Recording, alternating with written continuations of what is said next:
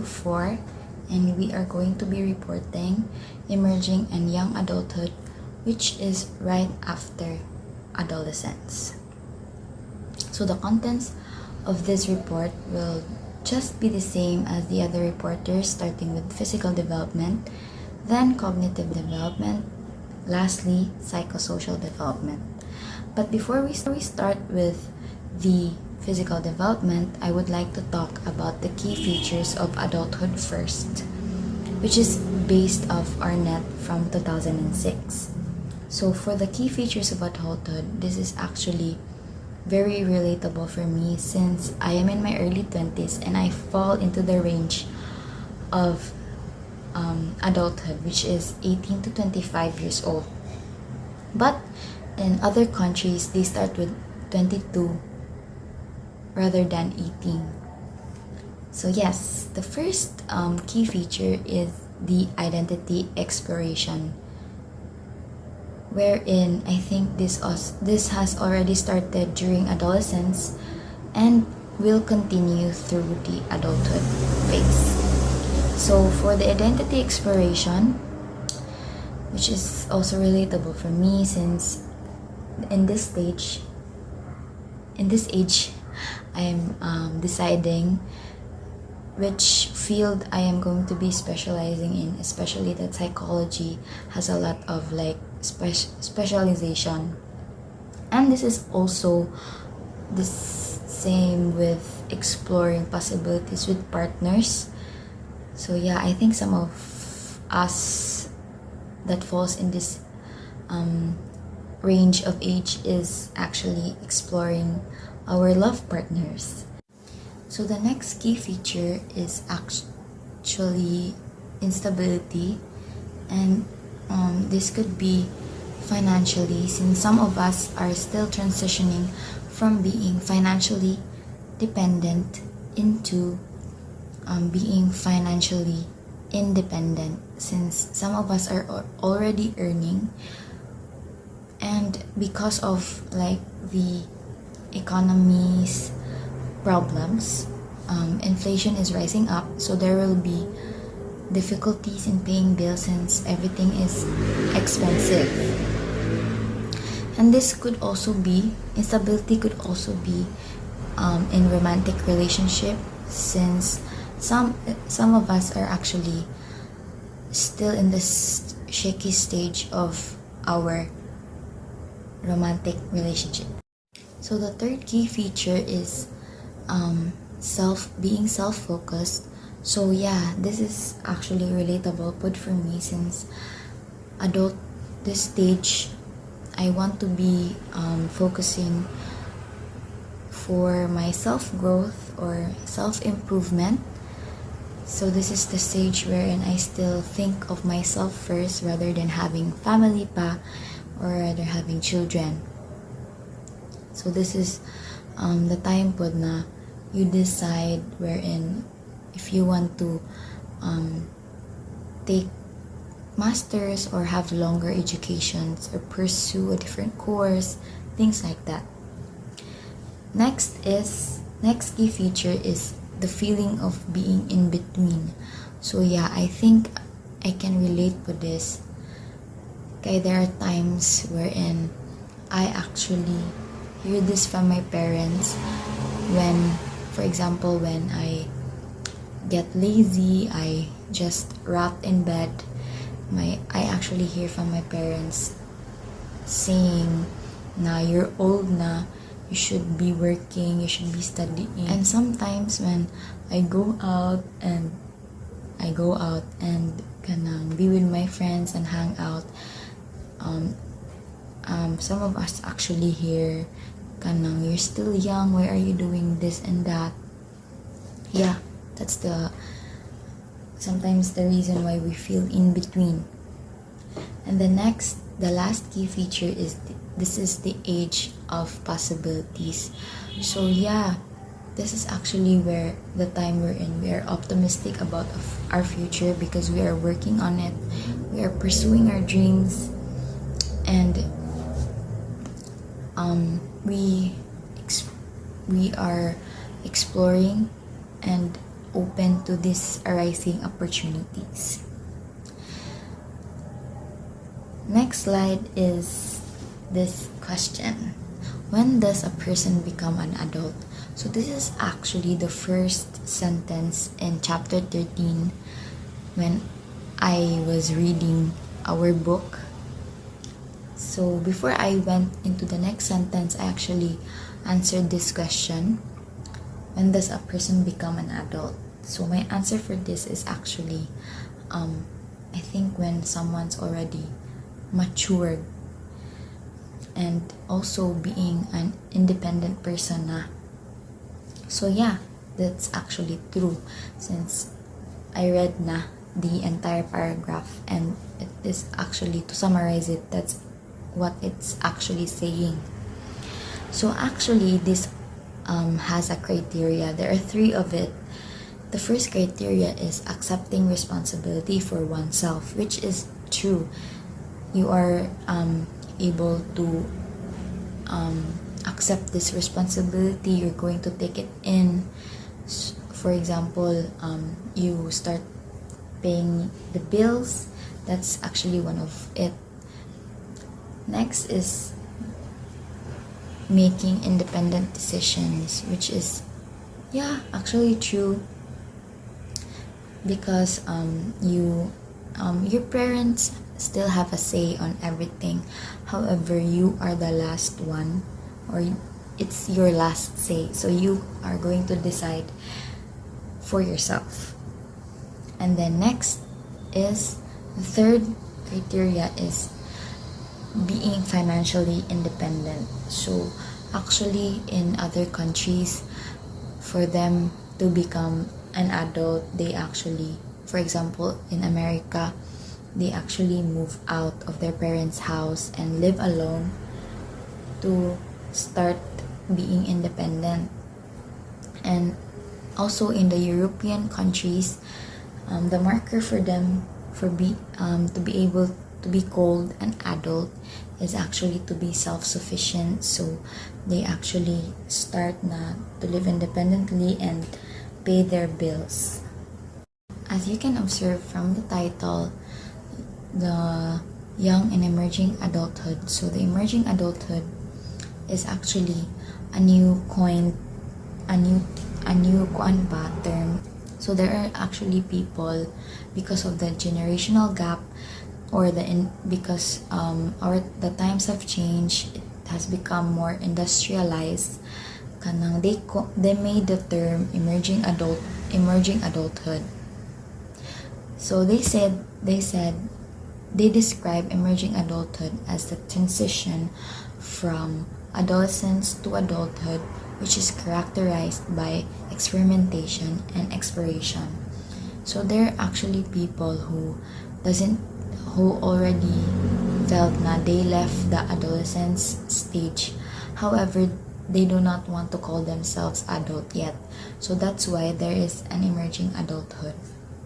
So before, as you remember from the generation of our parents, they actually already married right after college, or even before college. Some of them are already married, while our generation, some of us, because of the K-12 has a longer education. So that means some of us are not married yet, even though our parents before already married like 21 to 23, and some of us already in our early 20s are not yet married, because also there are others who pursued longer education. So that is why they used the emerging adulthood for this one, which is I also call myself pa. So to start with the physical development, we have health and fitness. For the first, we have here health status. They said daw na based on the book that I've read, of papaya. Kanang this is daw the health status of people in adulthood daw. They are very healthiest. So this is the stage wherein we're very active. There's no kanang diseases pa or like mga sakit. And also whites and Asians are most likely to be in good health.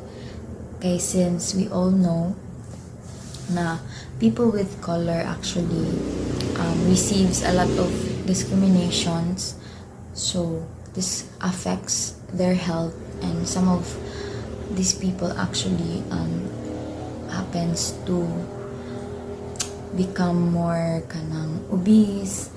They're more prone to diseases na. And then next we have genetic influences. So for this one, this could be kanang like kanang genetic diseases, which is for example asthma. Since this is the stage wherein we're very healthy, some of us are actually unfortunately have had diseases because of genetics. For the next one, we have behavioral influences. So this actually has a lot of issues, starting with diet and nutrition. So since some of us are supposed to be healthy in this stage, because of like the diet and nutrition that we are getting, this affects especially when we eat we always eat fast food chains, and we all know that these foods are heavily processed. So some of these are actually cancerous. So this actually makes a lot of issues na. Next is obesity and overweight. So when someone from birth is actually quite chubby na, they actually face a lot of discrimination. They actually experience bullying. So that's why this will affect their mood. So they start to become obese and overweight. Also, we have food insecurity. So again, just like the first one, so some of us are actually unfortunately are not capable to buy fruits since it's expensive. So we try to be saving. So some of these people actually eat processed food like canned goods, which is not really healthy. So there is no accessible nutrient foods. Next is physical activity. So yes, since some of us are college students na, we are heavily more of like homebodies, since we have to study, we have to read a lot. So there is likely less physical activity na, unless someone is actually going to the gym. So yeah, for physical activity, since some of us are addicted to the internet, we try to rot in bed and watch TikTok. Yeah, so there is less physical activity. So next is stress. So this is very familiar to us, especially college students, since we have a lot of overdue activities. We tend to become stressed. So actually stress is normal. However, if it's already chronic, then it could change the physiology of our body, and that's how it's going to be very bad. So for stress, some of us actually have coping mechanism na vices, and some of us actually has a good coping mechanism. So what I've read over the internet daw, there are two ways to kanang cope this stress. So we have the problem focused coping, wherein we adjust the problem. First, we adjust the problem. So for example, if there's we have kanang an assignment, so and then this is due na tomorrow, so since this is the problem, we do the assignment and finish it before tomorrow. So that's how this is an example of problem focused coping. Next, the second one is emotion focused coping, wherein we deal with the emotions that accompany with the problem. So we actually meditate, we look into the positive side, or we resort to seeing a mental professional. Yeah, that's the two way to actually handle stress. Next one is sleep. So yeah, some of us are actually sleep deprived, and that could actually has a lot of risk na, since sleep is very important. We get to rest for that our brain is able to rest, put our heart is going to be kanang rather than it being fast beating, that it can actually kanang have a stable beat na. Yeah, next is smoking and alcohol use. So this is actually this stage of life for young and emerging adulthood. This is actually the time wherein we can explore with this smoking and alcohol use. So yeah, some of us actually resort, especially with stress, some of us resort with smoking, because I think smoking has a lot of kanang calming effects.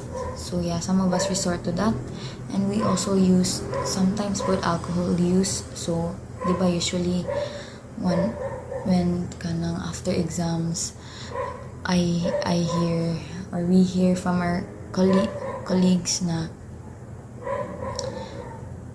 kanang let's go, let's drink, things like that too, kanang enjoy lang after. Hello, I am Gako Jonah, and I'm going to tackle the indirect influences of the physical development of emerging young adulthood. So, indirect influence means it doesn't really actively coming from you, or it is an external force that could affect your developmental processes. This could be your family situation, your peer pressure, or substance. One of the many is the socioeconomic status. So let's start with socioeconomic status. There are probably two types of people who are working. So this could probably an employee who has a high income and low income. According to the statistics, people from higher income have healthier lives. This makes sense since in this capitalist economy, there's a supply and demand. This makes sense since in this world, money is what makes the world moves, unfortunately. So probably people who can afford education, better environment will have a good development because of their privileges. Compared to the low income, as we all know, people who have low income also have many different priorities in life, but low source of income. So a better life condition could be too out of reach for them. Unfortunately, so according to the statistics, those who have low income have a higher risk of mortality.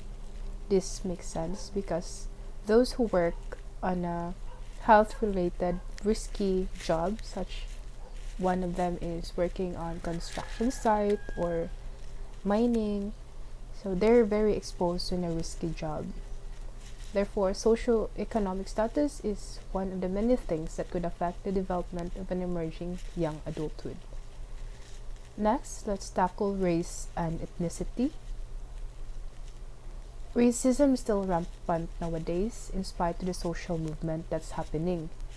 If you're familiar with Black Lives Matter, colorism, and Asian hate that is circulating on social media. So let's talk about BIPOC. BIPOC stands for Black Indigenous People of Color. So racism, it could really affect the growth of an emerging adulthood due to discrimination against different races, since it could affect how a person see themselves and project themselves to the world. So probably racism can have significant and wide-ranging effects on individuals. It impacts various aspects of their lives. It could ruin their self-esteem. Also, racism can hinder educational and career opportunities for individuals from marginalized racial or ethnic groups. So, ang uban na ay mo-dream mo trabaho sa land country but they can't because this country is known for throwing hates on this specific race.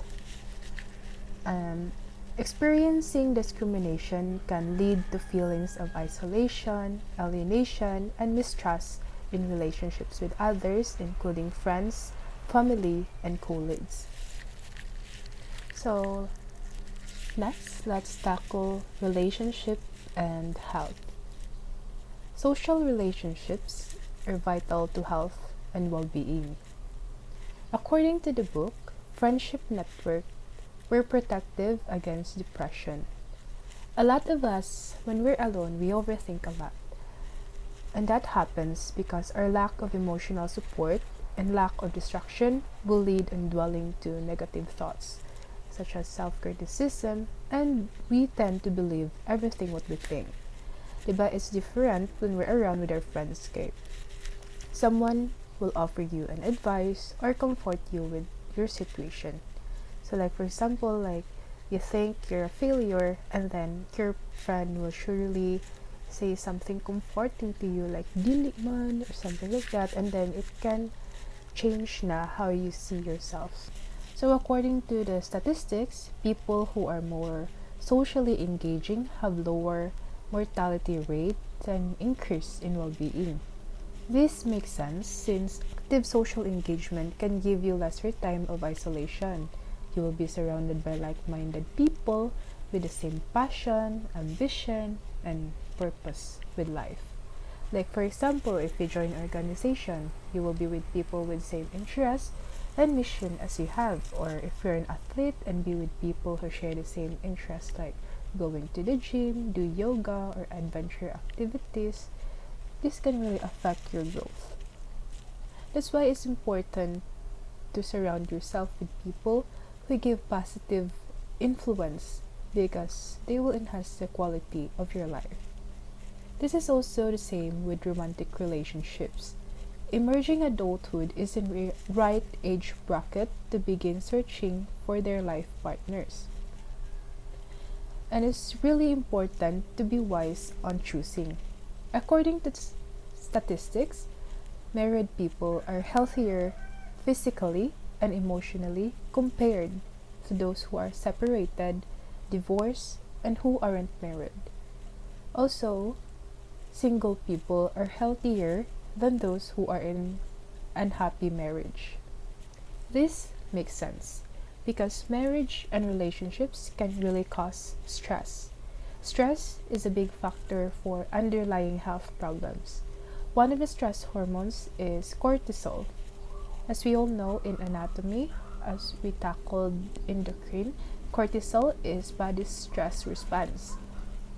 Prolonged exposure to high levels of cortisol or chronic stress can have negative side effects. It can weaken your immune system, so there will be an increased risk of chronic diseases. Can also be fatigue, insomnia, and mood changes. Going back to relationships, it is indeed one of the few factors why someone drinks liquor. When they have a strain in relationships, the partner would seek for different coping mechanisms. One of it is alcohol. Let's talk about alcoholism. Alcoholism isn't just occasional drinking, but it is a long-term physical condition characterized by compulsive drinking that a person is unable to control. 8% of adults aged 18 to 22 years meet the criteria for alcohol use disorder, with somewhat higher numbers found in college students than in working adults. Alcoholism, like other addiction, seems to result from long-lasting changes in patterns of neural signal transmission in the brain. Exposure to the addictive substance creates a euphoric mental state accompanied by neurological changes that produce feelings of discomfort and craving when the substance is no longer present. So alcohols is the same with addictive substances. Kaya naa siya substance that can cause addiction. Like pagpangita ka once it wears off. So it creates a euphoric mental state. It means like it slows down your neural transmission. Alcohol, like drug addicts, develop a tolerance for the substance and need more and more to get desired high. So, just like the drug addiction, it's a difficult process for them to to like, for example, it's difficult for them na muhawaan na nga bisyo. So these are the treatment for alcoholism. It may include detoxification. Detoxification is the process of removing all alcohol from the body. Hospitalization, medication, individual, and group psychotherapy. Although these following treatments is not a cure, but a treatment can give alcoholics new tools to cope with their addiction and can lead a productive lives. So another negative indirect influence to emerging adulthood is drug use and abuse. People ages 18 to 25 explore different drugs. This could be stemmed from stress and coping mechanisms or peer norms and cultural factors. Like for example in US, like the teenagers there normalize experiencing being on high, or like they see people cool if mo inom or like do drugs. So that's why. Most popular drug is marijuana. It is a hallucinogenic. Others are stimulants such as ecstasy, methamphetamines, and heroin. Let's talk about ecstasy. A lot of people use this for its effect. It has this effect of making user feel strongly connected to others and become friendly. However, there's a risk involved. Its side effect is cardiovascular problems, depression, insomnia, anxiety, paranoia once it wears off. People who do drugs have mood and anxiety disorders. And according to the book, it can also put emerging adulthood at risk for the development of psychopathologies and prone to do risky behaviors. So, diba, like, when you do drugs, like, makuan jud imo, mausab jud imo hang brain transmission, or like, how your brain works. So, makahimo din sila og crimes, and so on. And this can lead to psychopathologies, like, wala na kay conscience, because nausab man imo ang brain chemistry. Next, let's tackle depression. So depression, based on the statistics, it mostly peaks at age 13, and girls have it first before boys get. During 20 to 40, this is a period of significant change and transition. During this time, individuals may face various stressors and challenges such as identity exploration, establishing independence, pursuing education or career goals, and navigating relationships. So, ang pressure jud ana niya maka-cause jud siya og stress and anxiety and can lead to depression. According to the book, it is indicated that women are most likely to suffer depression. So, women, it could be hormone fluctuations, psychological stressors such as societal expectation regarding roles, gender based discrimination. I know it sounds simple, but it is very still difficult to handle in reality. Also, men and women have different coping strategies. Men aren't likely the type who do not dwell on their emotions, whereas women more like use emotion focused mechanisms, which is a healthier way. Also, it is stated in the book, those who are androgynous. Androgynous refers to a person both masculine and feminine characteristics. It is stated in the book that androgynous are less likely to experience depression. So let's proceed to sexual issues. During in 20s or middle 30s, this is likely the age bracket that is when most people explore their preferences in life. They become more diverse with sexual preferences. Therefore, emerging adulthood is at risk for STI. So, the sexual behavior and attitudes. Younger and more educated emerging adulthood are more open to homosexuality and same sex marriage. Homosexuality is being attracted to or in relationship with the same sex. Aside from that, premarital sex is acceptable to developed countries such as example UK and US compared to the developing countries, and also to countries with conservative culture like Saudi, Iran. Saudi and Iran do not encourage to practice premarital sex. Despite of it, it's still prevalent since in these modern times, we already have contraceptive. So most common contraceptive is birth control, condom, and female sterilization. Female sterilization means to ligate. It is a surgical procedure to block or seal fallopian tubes, which prevents egg from traveling. So during this stage, emerging adulthood have more sexual partners than in older age groups. People who become sexually active this stage tend to engage in fewer risky behaviors and can lead to unplanned pregnancy or STI. One of the few causes of unplanned pregnancy and STI is casual sex or hookups, which is very trend nowadays. STI stands for sexually transmitted infections, roughly has 30 bacteria and viruses. The four most common bacteria that are still curable with antibiotics, these are syphilis, gonorrhea, chlamydia, and trichomoniasis. And the other four common bacteria that is bacteria that are incurable. These are the STI, hepatitis B, herpes, HIV, or known as human immunodeficiency. These are incurable but can still be controlled via medication. So there are 37.9 million people are living with HIV. So 2/3 of it are living in Africa. This could be because they practice polygamy and can also interplay with socioeconomic factors. Excuse me.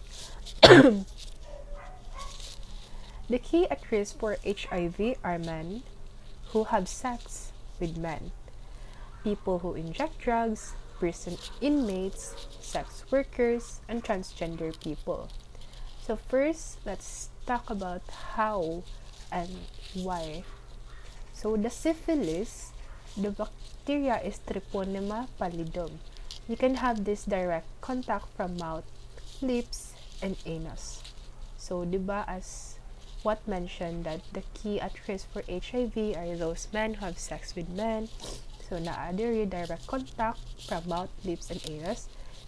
And it's different with the STI, hepatitis B and C. You can get this via exchange of bodily fluid such as blood, semen, vaginal fluid, and the HIV immunodeficiency. It has a virus that attacks immune systems, such as T cells. Okay, so let's move on to menstrual disorders. During menstruation, we experience PMS. It is a physical discomfort and emotional tension for 2 weeks before menstrual period. As we all know, we have estrogen, progesterone, serotonin involved during ovulation and menstruation. These are only for women. During menstruation, our follicles become ruptured and turn to corpus luteum, which produces progesterone. Progesterone causes the lining of uterus to shred and causes bleeding. So it has effects also on mood and metabolism. High progesterone can affect neurotransmitter and causes mood swings, anxiety. Contractions during menstruation, also known as menstrual cramps or dysmenorrhea, are primarily caused by the release of prostaglandins. Prostaglandins are a hormone that is produced by the lining of uterus and play a role in various physiological processes, including inflammation and pain sensation. There is a medicine to reduce the pain, which is ibuprofen, that could inhibit prostaglandin. PMS can influence women in emerging adulthood with their interpersonal relationships, communication, social interactions, family and romantic partners, and career. There are coping strategies for this. One of it is aerobic exercise such as yoga. Aerobic exercise can release endorphins. Endorphin, it is known as feel-good hormones. So it can also lower cortisol and adrenaline and enhance circulation of oxygen delivery throughout body and also may help reduce menstruation cramp and bloating. And also one of the few coping strategies for this is weight management. So that would be all. So cognitive development in emerging in young adulthood. So first is the post-formal thought. So post-formal thought basically means mature type of thinking that relies on subjective experience and intuitions as well as logic and allows room for ambiguity, uncertainty, and consistency, contradiction, imperfection, and compromise. So basically, it means that in this stage, you are relying on your own experiences. So, post-formal thought, we've reached this in our early 20s. So, it means that people who are in this stage realize that there is no easy in life. Like, our experiences and thoughts to be more certain in life, like that. Daghang mga inconsistencies and imperfections. Reflective thinking. So, reflective thinking is the ability to compromise, ability to continuous active evaluation of information and belief in the light of evidence and implication.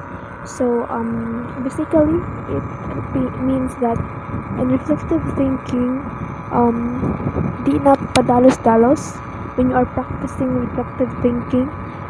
It means like it means like choosing the right path that you will go, or like that, like mag-rent ba kag buy or maghimo ba kag buy, pat ba kag car or magkanang pat ba kag motor, like practical thinking or reflective thinking. It is something that we develop when we are in the stage of young adulthood, of course, because we are now dealing with a lot of situation in which side in relation to that we reach. Yeah. So practically in reflective thinking, we tend to be more rational in life, like that. Tacit knowledge. So, according to the book, Steinberg's term of information is not formally taught but is necessary to get ahead is what we call tacit knowledge, like self-management, knowing how to motivate oneself, unorganized time and energy, management of tasks, like management of others also. So basically, tacit knowledge is like um, it is something that we don't get in the book, but it is necessary in our life. Example,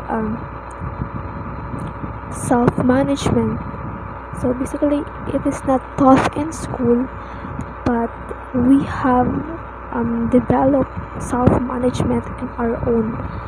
Like, it is a must to learn what is tacit knowledge. So we've come to the part of emotional intelligence. So according to the book, I will read it. Emotional intelligence, or EI, is coined by Peter Salovey and John Mayer or Moyer. So it refers to four related skills: the abilities to perceive, use, understand, and manage or regulate emotions, our own and those of others, so as to achieve goals. So, emotional intelligence enables a person to harness emotion to deal more effectively with the social environment. It requires awareness of the type of behavior that is appropriate in a given social situation. So, basically, emotional intelligence is, it is based on emotion. So, according to the book, we can measure emotional intelligence using the Mayer Salovey Caruso Emotional Intelligence Test, or MSCEIT. So this is a 40-minute battery of questions that generates a score for each of the four abilities. So basically, it is like the ocean. Have you heard? So ocean is like something like this MSCEIT. So in ocean, we have the OCEAN, the openness, and so on. I forgot the other yung mga words, basta ocean siya, iyahang core or ang kuan niya. So basically, in ocean, it same as this measuring emotional intelligence. It will rate the score of the participants. So yeah, it is like ocean. If you heard about the ocean, so according to the book, the example is Tom felt anxious and became a bit stressed when he thought about all the work he needed to do. When his superior brought him an additional project, he felt overwhelmed, depressed, ashamed, self-unconscious, or jittery. So that is the example of the book, but example is, so according to the book also, it may differ in every country. So, and emotional intelligence, according to the book, that women have high emotional intelligence than women, and a college survey says that a couple with high emotional intelligence tend to have a happy relationship, and a couple who tends to have low emotional intelligence have a rocky, or not that unhappy, but less unhappy to the relationship. So yeah. In the final stage of Kohlberg's three stages of moral development, which is the post-conventional morality, he believed that people became capable of fully principled moral reasoning and that they made moral decisions on the basis of universal principles of justice. So those are who make decisions based on rights, values, duties, or principles that are or could be universalizable. He believed that the acquisition of this style of thinking was primarily a function of experience. In particular, example for that is when young people encounter values that conflict with their own when they are responsible for the welfare of others. So as in parenthood, so the parent's development of moral reasoning abilities increases. There is some support for the view that experience may lead adults to reevaluate their criteria for what is right and what is wrong. Students who attend church are less likely to cheat on a test than those who attend church less regularly. On the other hand, people exposed to war or who suffer from post-traumatic stress disorder as a result of combat experience show a reduced tendency to reach the Kohlberg's higher levels of moral reasoning. In short, personal experiences can affect the likelihood of engaging in certain types of moral reasoning. There are three major ethical systems. So the ethics of autonomy, community, and divinity. So the ethic of autonomy is characteristic of individualistic cultures and it focuses on the rights of the individual and abstract concepts of justice. More on individuation, and then next to that is the ethic of community. It is more collective and more characteristic of collectivistic cultures, focuses on social connections, duty to others, group harmony, and respect for the structures that maintain social harmony. Lastly, the ethic of divinity. It views a person as a temporary vessel for a divine soul or a sacred being. So this is on the religious side of the ethical system. And all these three ethics exist in individuals from different cultures and have been documented. However, their essentiality varies by country, worldview, and age. Now let's talk about education and work. Unlike young people in the past generations who typically could expect to move directly from school to work and be financially independent, many emerging adults today do not have a clear career path. Some alternate between education and work, while others pursue both. Others pursue both at the same time. Access to higher education has not been and is not always available to everyone. Whether a person completes college may depend not only on motivation, academic aptitude and preparation, and ability to work independently, but also on social integration and social support. Cognitive growth in college. College can be a time of intellectual discovery and personal growth.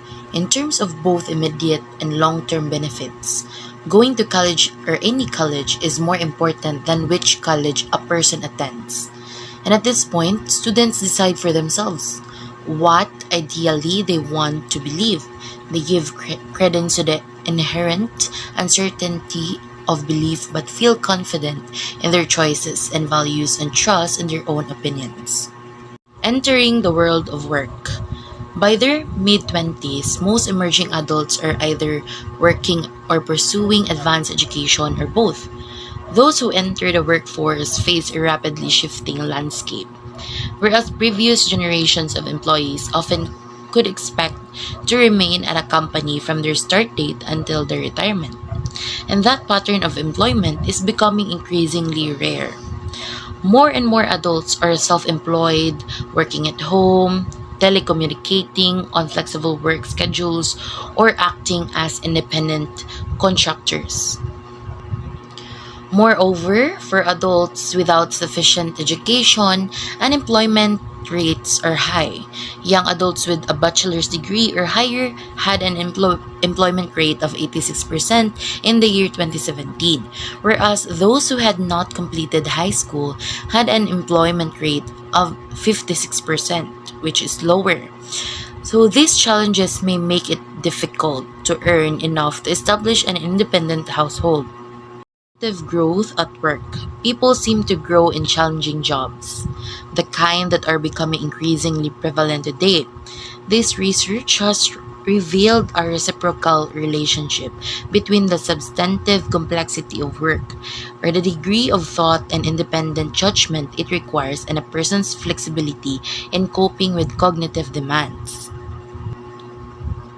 A great deal of development in the frontal lobes occurs in young adulthood. Magnetic resonance imaging shows that the most frontward part of the frontal lobes has a special function and plays the major role in problem solving and in planning. This portion of the brain springs into action when a person needs to put an unfinished task on hold and shift attention to another task. It permits a worker to keep the first task in working memory while attending to the second. For example, to resume reading a report after being interrupted by the telephone. So, other aspects of brain development also influence why, as young people enter adulthood, they become less likely to take risks and are better able to control their behaviors. Cognitive growth need to stop at the end of the workday. According to the spillover hypothesis, cognitive gains from work carry over to non-working hours that suggests that behavior transfers directly from one setting or relationship to another type of positive spillover, such as the latitude to make independent decisions and support from colleagues. Psychosocial development and emerging in young adulthood. We have developmental tasks of emerging adulthood. There's two, as well as the four views of personality development. For developmental tasks of emerging adulthood, we have two tasks. We have paths to adulthood as well as identity development. For paths to adulthood, these are the path that young adulthood chose for they choose to pursue. So the first path is when young adulthood chose to begin families early. The second path is the path where young adulthood choose to delay having children and marriage, and rather than investing in higher education, they tends to work early. And for the third and last path, it is when young adults chose to delay both parenthood and marriage, and they tend to pursue higher education for better career. For identity development, emerging adulthood offers moratorium, which is a timeout from societal and developmental pressures, which allows young people to experience what they want in life, what are the roles as well as the lifestyle they want to pursue. Next, we have ethnic and cultural factors and identity formation. So, culture and ethnic greatly affects our identity development. And there are some identity development as well as the path that we wanted to pursue. Culture and ethnics, there are some culture and ethnics group where they encourage young people, young adulthood to get married early, but there are also some who encourages people to work early, either due to financial status, and there are also some culture where they tend to encourage higher education, to encourage young adulthood to pursue higher education. And then the formation of an achieved positive ethnic identity has a beneficial effects on variables such as depression, anxiety, self-esteem, social competence, as well as the general well-being of a young adult. For religious identity formation, this is actually very linked to ethnic and cultural factors in identity formation because there are some cultures that have specific religion. Next is sexual and gender identity formation. So sexual identity actually develops during late adolescence, and this only further develop during will develop or strengthen during young adulthood. Next, we have the four views of personality development. We have normative stage model, time event model, trait models, as well as the typological models. For the first model, the normative style model, it is when this is a model which follows a basic sequence of age-related psychosocial changes. An example of this model is Erikson's psychosocial development. And in psychosocial and Erikson's psychosocial development, the normative crisis that young adulthood is intimacy versus isolation with a resolution, which is the virtue of love. For Erikson believed that young people who develop a strong sense of self during adolescence is in a better position in early adulthood to fuse their identity with of another person. In other words, if you know who you are and what you want, makes it more likely for you to end up with a compatible partner who fulfill your needs as well as complement your personality as well as your you overall. But why is an intimacy that we need to strive for? Well, according to Erikson, it is important because if adults cannot have a deep personal connection with other people, they are at risk of being isolated and self-absorbed. And the resolution for this psychosocial stage is the virtue of love, which is a mutual devotion between partners who chose to share their lives, who shares the life with, as well as have children. For the next model, we have the timing of event model. So the timing of event models is kind of similar to normative stage. However, at this model, it is a model that personality development that describes an adult psychosocial development as a response to the unexpected or expected occurrence and timing of important life events. So we have normative life events. Normative life events are life events that normally typically happen at certain times, such as at the age of 18 or 19, where young adults would go to college,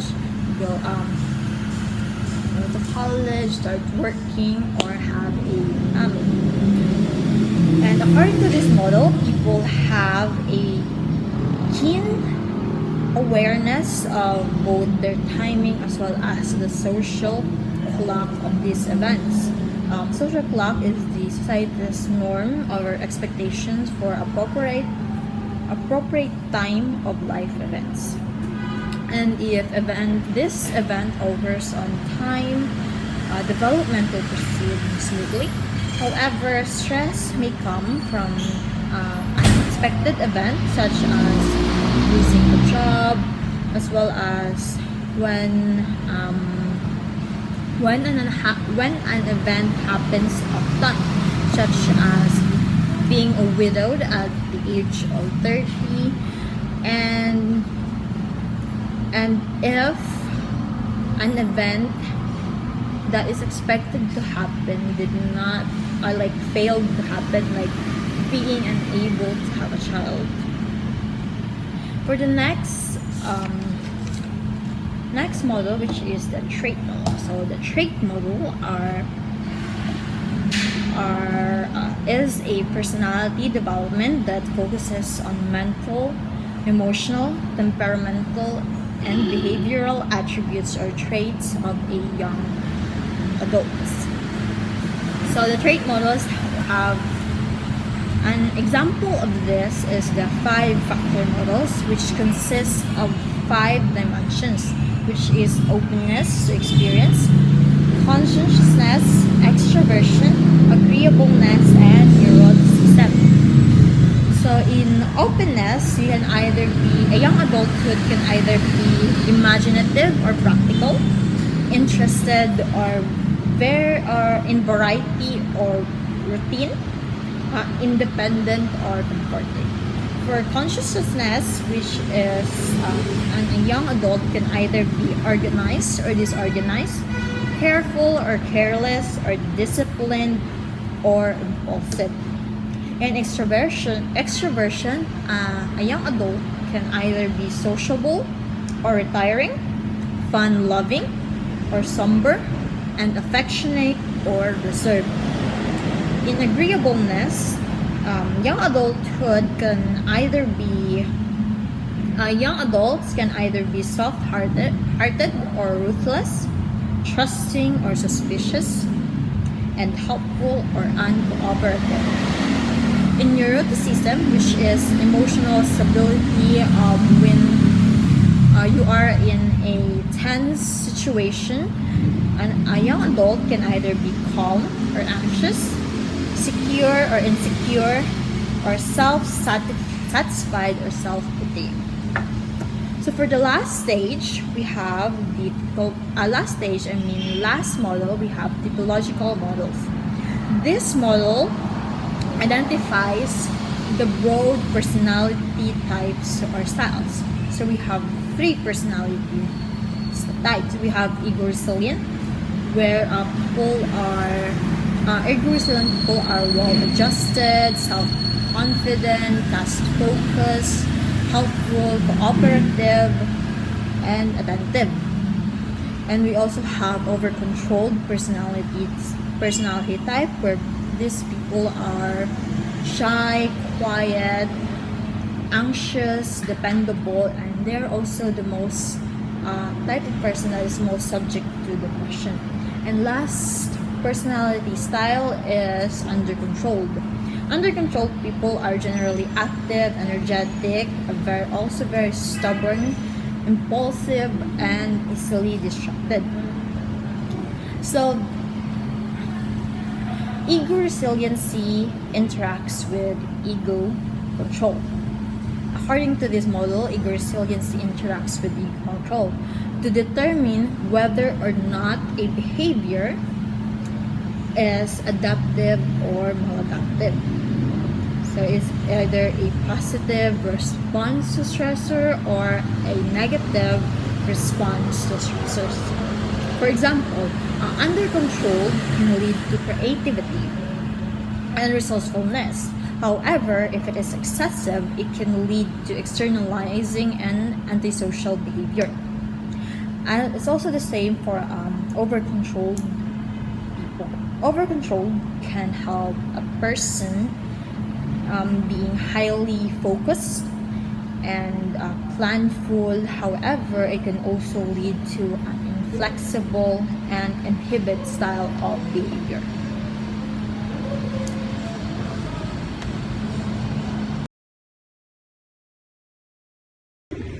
So today we're tackling about the relation in emerging adulthood and psychosocial.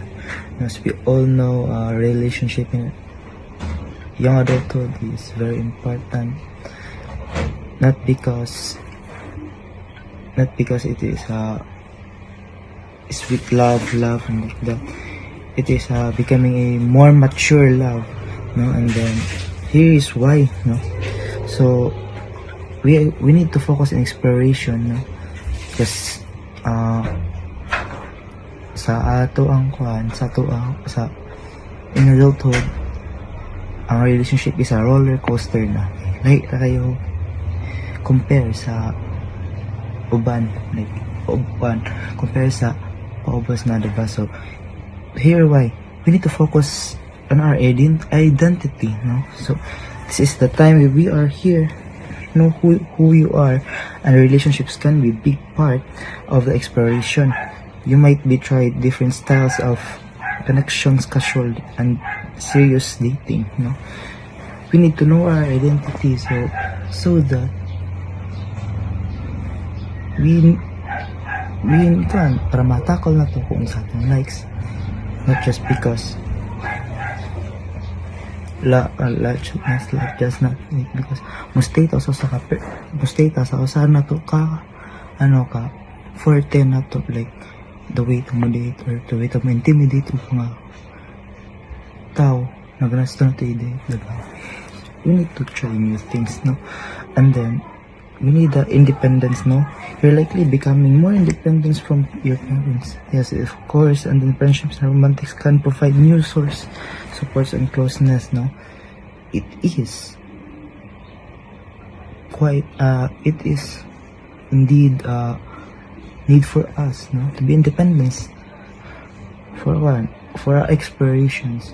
Why, no? Why it is important, no? To focus on our exploration in independency, so that dili ra ka agad kung sa opinion sa mga parents, sa mga friends and anak, no? So matakaw sa din mo sa so what you like and then what you want to become when you go into into married na, if you want to if you want more the romantic side, relationship side na, diba? Which is the married, right?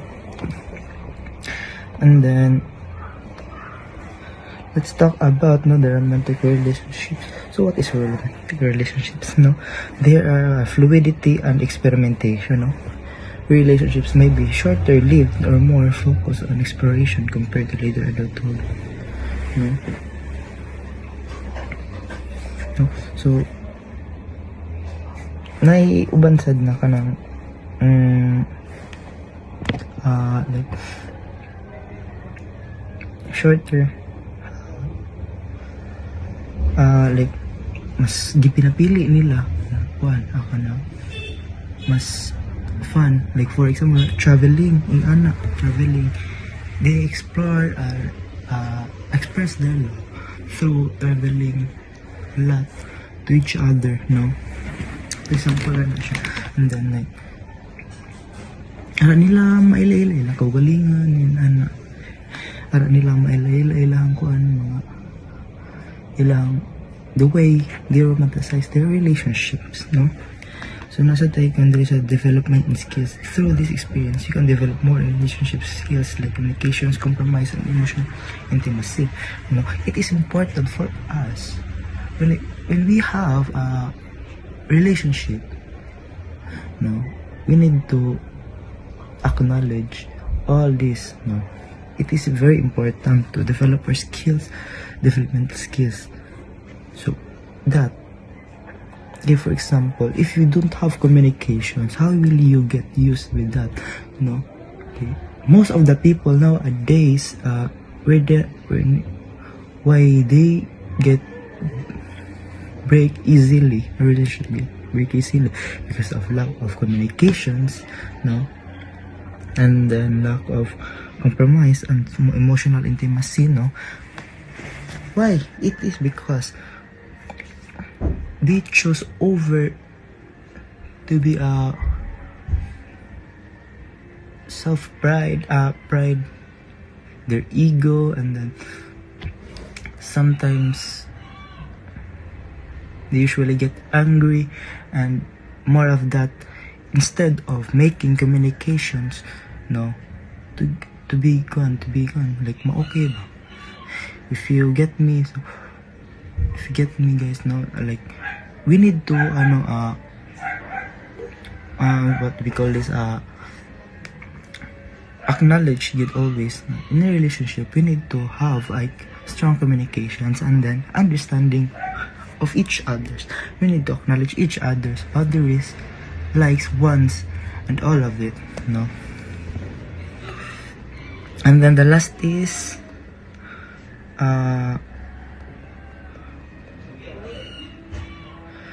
the foundations and later relationships. Positive experience in emerging adulthood can lay a groundwork for healthy and successful relationship in the future, no? So for example, like mga long-term relationships na, diba? Like, why they get so long na kanang madugayan sila nga na bigyan sa decades na nga na for that one, but still nagyapon sila na relationship, diba? So it means they pleasure and then acknowledge all the experience they had in the past years they've been through, no? And then like dili siya basta-basta na makaingon ra ka na ay kani ilang relationship is kanang kaning dugay na kanang wag gyapon sila na learn, though nagyapon sila learn, pero it doesn't mean na dugay na sila. It is meant to be, diba? They need also to kanang acknowledge nila ilahang mga past, no? Into past nila mga aways, past nila mga experiences, no? It is a positive, no, for them to be kanang para maka-help sa silang groundwork for healthy and successful relationships in the futures, no? So shifting priorities, no? For example, it is the education and career. Education and career might take center stage, impact time and energy available for relationship, no? We need one kasagaran sa dari ng buwag mga like mga, for example, sila nga mga artista, mga ron kanang why dali ra kasi sila magbuwag yung like mas ginapili nila ang ilaha career and love na, no? So and then like nasa uban sa educations na mas ginapili nila na mag-focus na sa educations before sila mo like I've known many persons na kanang dugay na sad sila sa di nga na, pero they tend to kanang choose na education sa first kay para walay distractions, no? Wala dili sila ma-distract again sa ilahang pag-study, and then but it depends how you kaning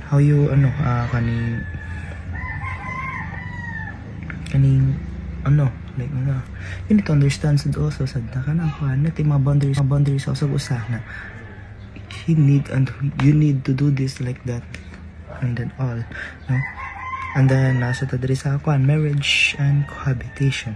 While some emerging adults get married and or cohabitations, it becomes less common in the past, no? So while some emerging adults gets married na, okay, it becomes less common in the past, no? Wala na, like when you get married na, wala na. It's all. And then overall importance, no? So well-being, relationship, so well-being and learned experiences. So strong relationship during merging adulthood can be contribute to positive mental and emotional well-being, no? Why?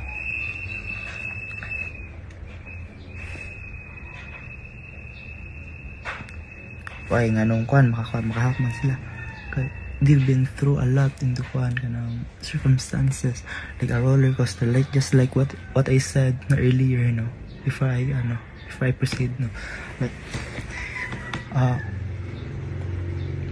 is a kwan ka ng important role, no, in overall emerging adulthood, no, relationship, no. Okay, it is so impactful for us, no, diba? Like, if you see na like in a relationship, in one of a relationship na nag-long last, they always have a well-being, no, strong wills, and then and all, no. And then the second one is a learning experience, no, both positive and negative experience in a relationship to be valued, learning opportunities, not just like like for example sa akin, kaning tanan experience na to throughout sa relationship throughout the years, no, sa mga naiyab or sa mga naiyab na nag-long last na karon, like sa mga friends na ko na karon gipang kuana makasal, mga dagko na mga friends na ako na it's very important for them. It is ako ng success for them, big success for them, na ilan na nagtakol na state of no.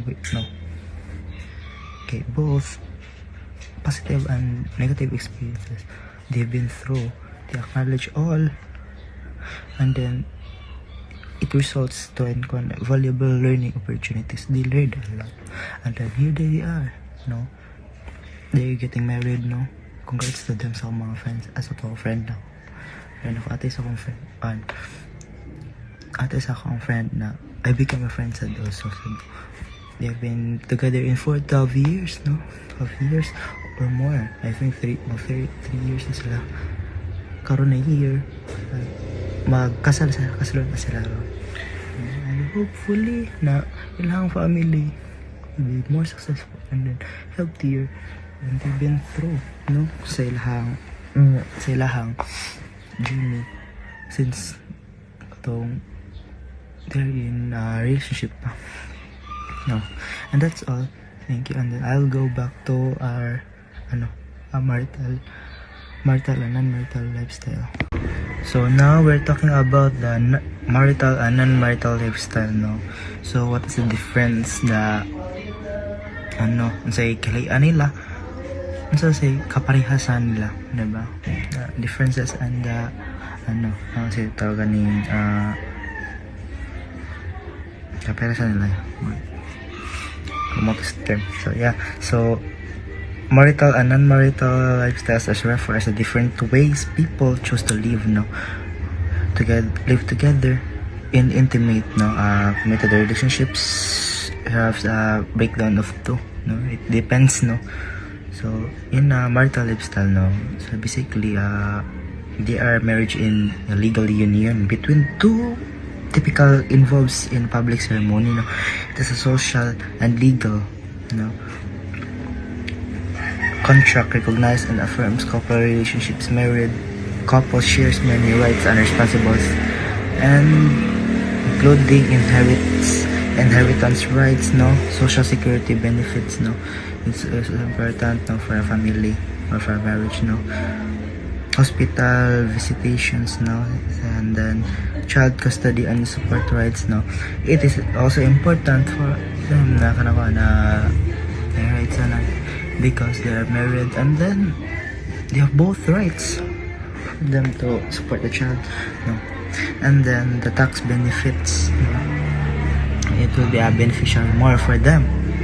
And then the non-marital lifestyle, no, encompasses variety of a relationship that not legally recognized as marriage, no. Thus, it includes na cohabitations, living together and shared romantic relationship without being married, no. So basically they're not married but they're in a relationship, but they are living in the same house and the same wall together, no. But, like sa Bisaya pa magtiayon, no, ang tawag sa to magtiayon. And then it can be a good for it can be why is it or is it non-marital sila, so it's their choice. Wala man sila, though they are not legally, no, but they share rights gihapon for sure, no. Okay, that's a promise, like, well, that's a one, it's on them na po, that it's a promise for them na for a guy, for a man and for a woman, no, if what men's have, it all takes for all of them, the woman, man, and the woman and the child, if they have a child, and then if what more women have, they will have a it depends on them, you know, if it's a what women have, it's all have, and it will be shared for the child and for her only, no, because a man is a priority provider for the family, no. So the second one is a domestic partnership. A legal relationship between two unmarried people provides some sorts of rights and protection as marriage, no. No, domestic partnership recognized as jurisdiction, no.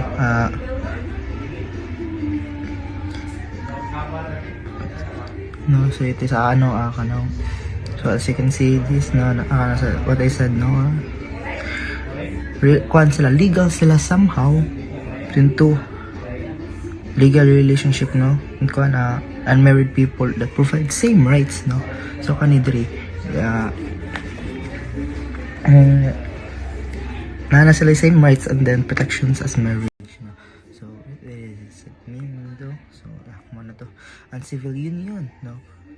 A relationship between two unmarried people is not similar to marriage, but may not all provide all the same rights and protections. As civil unions are recognized all jurisdictions. So in a domestic, no, okay, partnerships are not recognized in all jurisdiction. Pero dire is kuan ka na recognize sila. Kuan same repon sila nga kuan, pero sa ikalian nila, it is that domestic partnership is what we call this, they share same rights, but there is a civil union is not, they not serve or provide the same rights and protections, no. Then single living, the last one is just to live independently without partners. Single forever. For the word living, single living or without partners, so it's a choice for them, no. So non-marital couples may choose create their own legal agreements, no. So it should not be like abide sila sa law always, and then like makakapit sila sa law, and then like ilahang relationship is pero this is a marital is independent, no.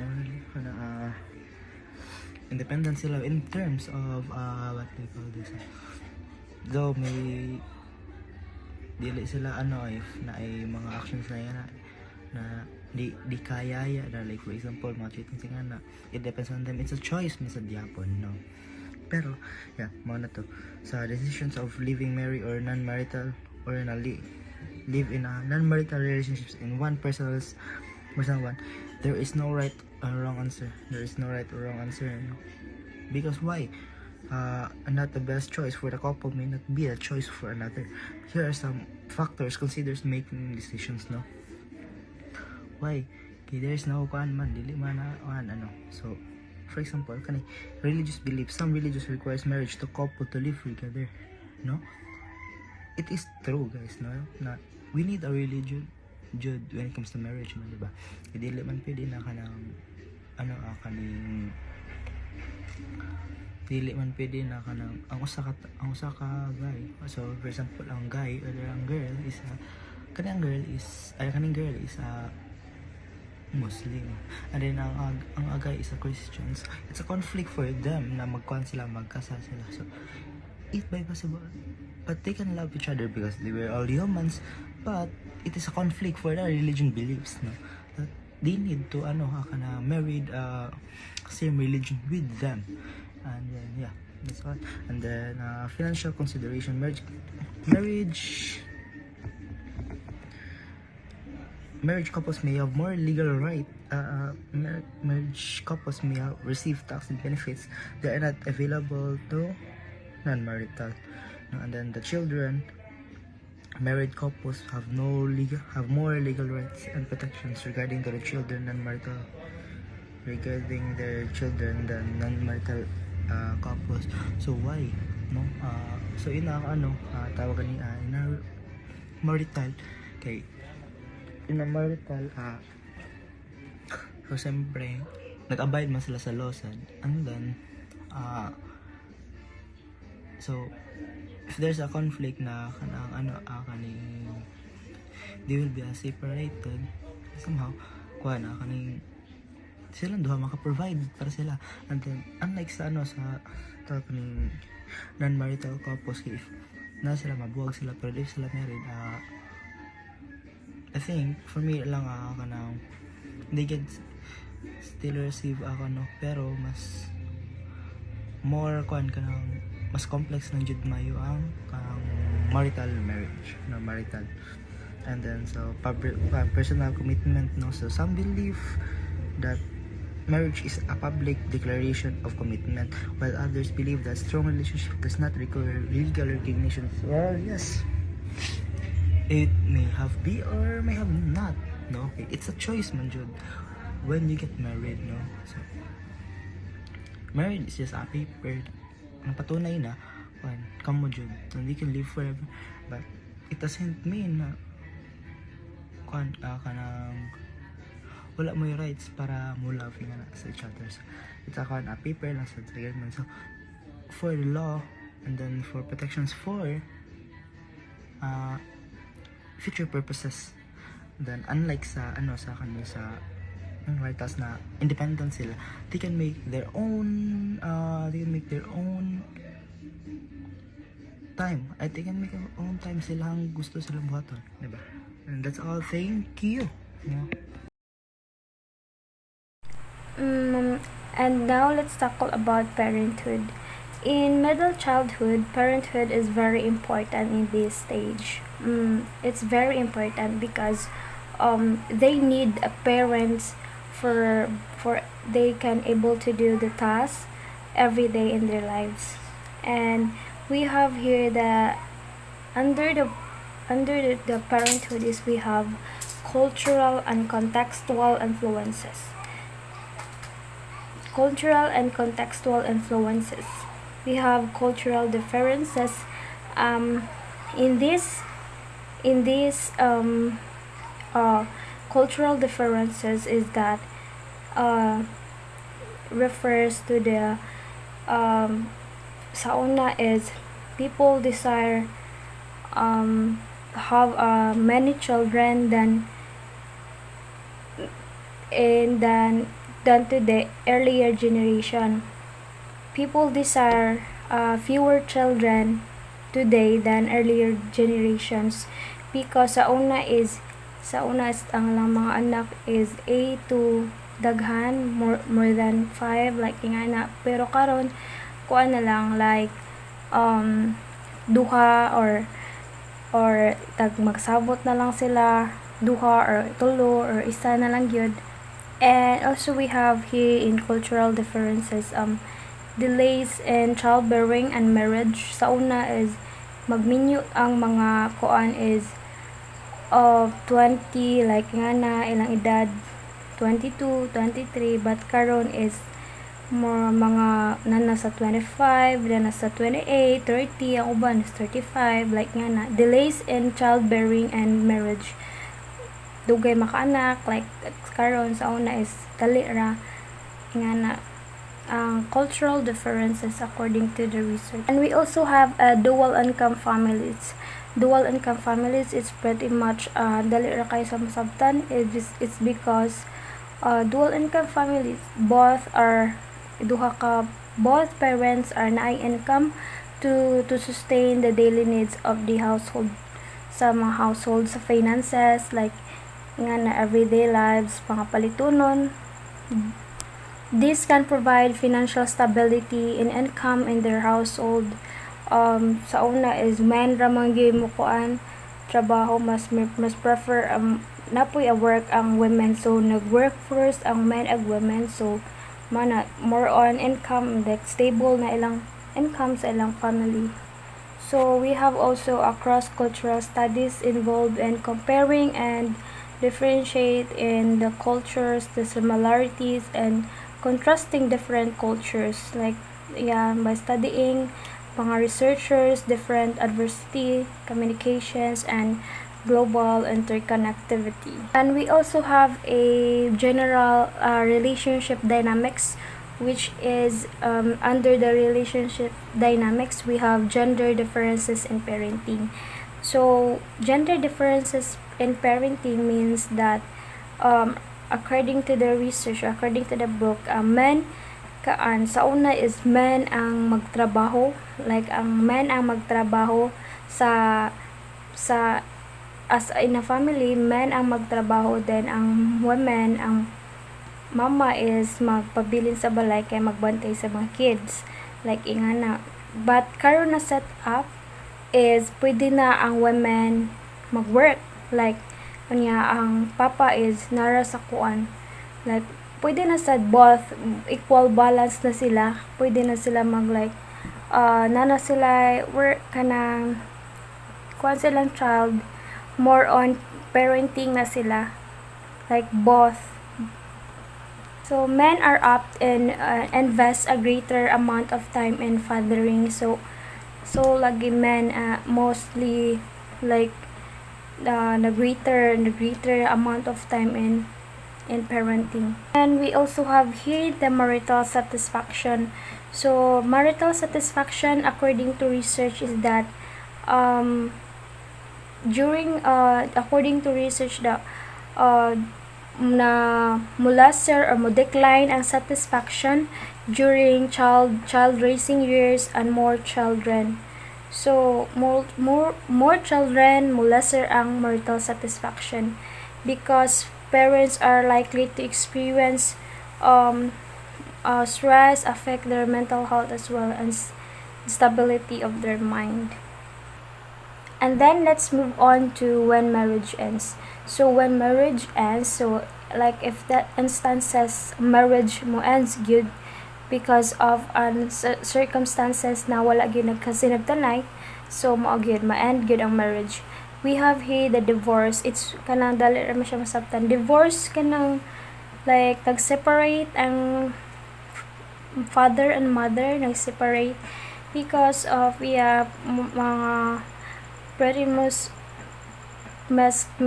miscommunications nga na, like more on kuwangan o kanang lack of support, emotional support, so mo and good of divorce if wala na nag fall out of love, like ingana wala na kuan ang isang katao, so mo na divorce. So we have here the predictors of divorce. So predictors of divorce before divorce, nagi mga signs na ma-happen before the divorce happens, like lack of emotional support, incompatibility, as I was said earlier, fall out of love. So na fall out of love, so what will happen mo? End up of divorce jud. And then we have here adjusting to divorce. Adjusting to divorce refers to the after the divorce happen. So what will happen is like mag-adjust na ang isa ka person, isa ka like man or woman, mag-adjust na sila after pagkahuman na sa divorce. What will happen sa ilang family, sa ilang mga family, sa ilang mga kid, ma-adjust na sila unsa ilang mga buhaton, like ning ana. And then let's talk lastly is we have remarriage. Lastly is we have remarriage and step parenthood. So remarriage is marriage again, and step parenthood is that it refers to the not biologically but not biologically related to an individual. So yun siya. And that would be all. Thank you.